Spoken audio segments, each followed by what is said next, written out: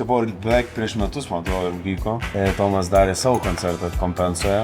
Žodžiu, visas koncertas buvo paremtas statybų tematika. Žodžiu, ant scenos vyko statybos, už statybų buvo padarytas toks didžiulis ekranas, kuris viską taip žiauriai gražiai, kinošnai transliavo. Ir man buvo duotas NT brokerio vaidmuo.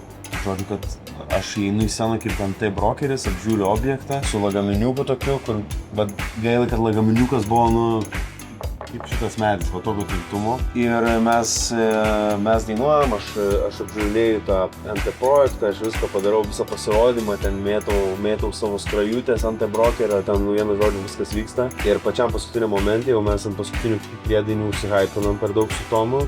Ir aš taip tą lagaminą, va taip ir Ir aš jaučiu, kad kažkas negerai ir aš jaučiu, kad kažkas šilto bėga ir aš pradžiu išsigandau, galvojau, nežinau. Nu kas galvoja, kad bėga šilto? Akis gal bėga.